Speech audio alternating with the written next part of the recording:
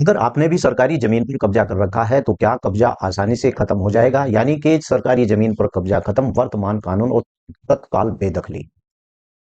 पहले क्या हुआ करता था कि पहले अगर किसी व्यक्ति के घर के पास में इस प्रकार की कोई सरकारी जमीन होती थी तो वो उसके ऊपर कब्जा लेता था और कब्जा करने के बाद सालों तक उसका विवाद चलता रहता था। और कुछ ऐसे भी व्यक्ति हैं जिन्होंने सरकारी भूमि के ऊपर मकान बना लेते हैं और अपनी सारी कमाई उस मकान बनाने में लगा देते हैं। क्या इस प्रकार की जो भूमि है उसके ऊपर कब्जा करने से क्या उस भूमि के ऊपर आपको मालिकाना हक मिल सकता है या नहीं मिल सकता है? या फिर आपके द्वारा सरकारी जमीन जो कब्जाई हुई है, क्या उस जमीन पर आपको तुरंत बेदखल कर दिया जाएगा? आज की इस वीडियो में हम विस्तार से बात करेंगे कि कब्जे को तुरंत हटाने का कानूनी आधार क्या होता है। तो चलिए वीडियो को विस्तार से शुरू करने से पहले आपसे गुजारिश है कि अगर आप लोग इस YouTube चैनल पर पहली बार आए हैं तो कृपया चैनल को सब्सक्राइब जरूर कर लें और हाँ, वीडियो को लाइक और शेयर करना बिल्कुल ना भूलें। सरकारी जमीन पर अवैध कब्जा और कब्जा खत्म कैसे होता है, वर्तमान कानून की तत्काल बेदखली कैसे होती है। चलिए वीडियो को विस्तार से शुरू करते हैं। लेकिन उससे पहले आपको बता दूं कि सरकारी जमीन या सार्वजनिक जमीन जैसे ग्राम सभा, सड़क, तालाब, चरागाह और अवैध कब्जा हटाने के लिए राजस्व अधिकारियों के पास पर्याप्त प्रशासनिक यानी कानूनी शक्ति होती है। कब्जे को तुरंत हटाने का आधार ये होता है कि सरकारी जमीन पर अवैध अतिक्रमण हटाने के लिए सबसे शक्तिशाली जो हथियार होता है, उत्तर प्रदेश राजस्व संहिता की धारा 67 के अंतर्गत यानी कि इस धारा के अंतर्गत बेदखली की जाती है। चलिए मैं आपको विस्तार से दिखा देता हूं। उत्तर प्रदेश के अंदर तुरंत कब्जा हटाने के लिए यानी कि आपको धारा 67 के आधार पर यानी उस कब्जे को छोड़ना पड़ेगा।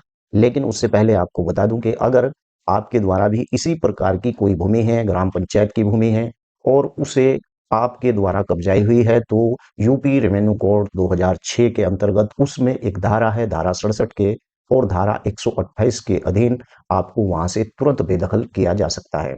और इस पर आपको बिल्कुल भी किसी प्रकार का कोई भी समय नहीं मिलता है। अब देखिए धारा 67 क्या है, ये आपको इसीलिए दिखा रहा हूं ताकि आपको इस वीडियो में पता चल जाए। यानी धारा 67 उत्तर प्रदेश राजस्व संहिता 2006 की धारा 67 क्या है, विस्तार से मैं आपको इस वीडियो के अंदर बता रहा हूं। ग्राम पंचायत स्थानीय प्राधिकरण संपत्ति पर अतिक्रमण और उपचार यानी कि यह धारा एसडीएम के न्यायिक प्रक्रिया के बिना पुलिस या बल का प्रयोग या तत्काल बेदखली यानी कि इसके अधिकार देती है। मान लीजिए कि आपने अगर ग्राम पंचायत की कोई ऐसी भूमि है और उस पर आपने कब्जा कर लिया है तो धारा 67 के अंतर्गत आपको वहां से बेदखली के लिए नोटिस दिया जा सकता है।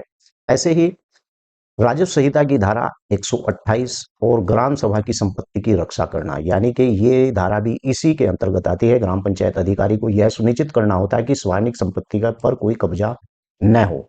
धारा 67 की जो प्रक्रिया बेदखली है वो रिपोर्ट लेखपाल, ग्राम प्रधान और कब्जे की रिपोर्ट यानी उप जिला अधिकारी एसडीएम को दी जाती है और इसी के आधार पर एक एसडीएम के द्वारा नोटिस जारी होता है। एसडीएम के द्वारा कब्जाधारी को धारा 67/2 के तहत यानी कारण बताओ नोटिस दिया जाता है और उस नोटिस को एसडीएम के ऑफिस से ही जारी किया जाता है।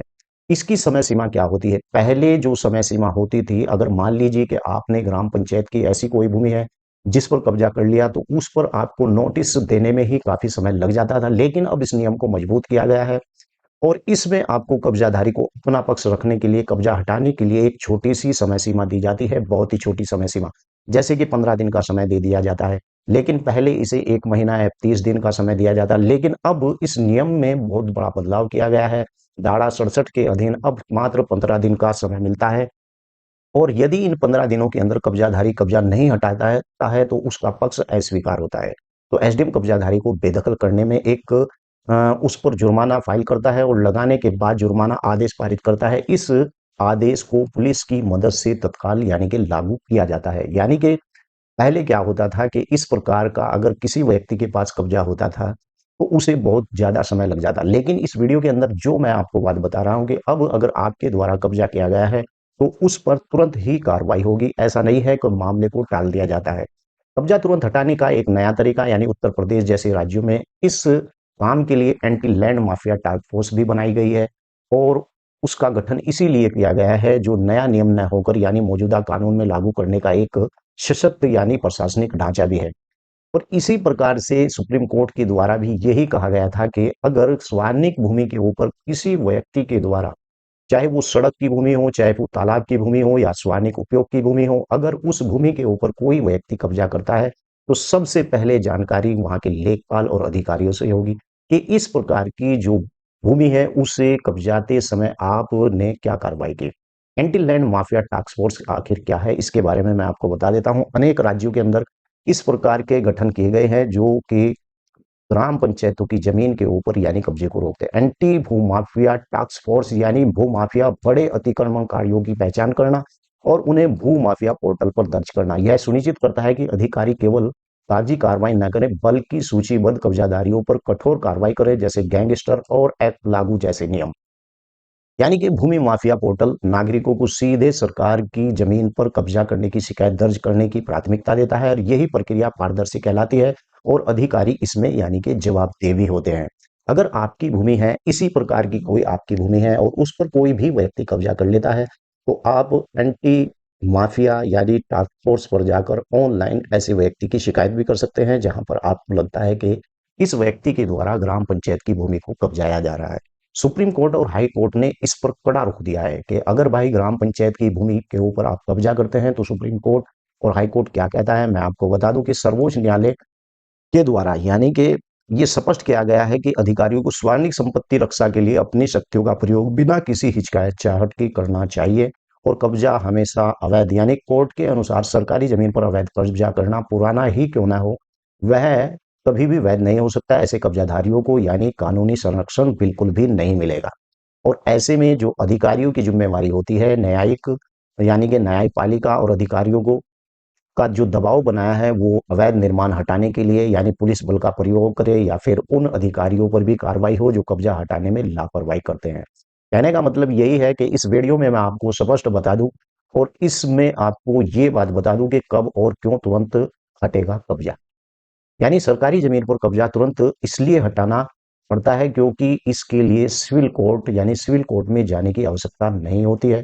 एसडीएम यानी कि राजस्व संहिता की धारा 67 के तहत प्रशासनिक न्यायाधिकरण यानी कि रूम में जो त्वरित निर्माण लेने का अधिकार होता है। और इसी में आपको लास्ट में मैं बताता हूं इस वीडियो के, यदि आपके क्षेत्र में भी कोई सार्वजनिक भूमि पर कब्जा है तो आप उसकी सीधे शिकायत भूमि माफिया यानी कि पोर्टल पर यानी दर्ज करा सकते हैं या एसडीएम न्यायालय में राजस्व संहिता की धारा 67 के तहत आवेदन करें और इसके तहत यानी सबसे प्रभावी कानूनी एक यही रास्ता होता है। और ऐसे में ग्राम पंचायत की जो भूमि होती है उस भूमि के ऊपर से हमेशा के लिए ऐसे व्यक्तियों का कब्जा हट जाएगा। बहुत से साथियों का मुझे कॉल आता है कि यार फला व्यक्ति के द्वारा ग्राम पंचायत की इस प्रकार की भूमि थी लेकिन उस भूमि के ऊपर कब्जा कर लिया है, अब उसकी शिकायत कहां पर करें। इस वीडियो के अंदर मैंने आपको विस्तार से बता दिया है कि अगर कोई भी व्यक्ति ग्राम पंचायत की भूमि पर इस प्रकार से कब्जा करता है तो उस व्यक्ति की शिकायत जरूर हो सकती है। वीडियो कैसी लगी है वीडियो के नीचे लिखकर जरूर बताएं। आपका अगर कोई सवाल है तो वीडियो के नीचे जरूर लिखें। जय हिंद, जय भारत, खुदा हाफिज।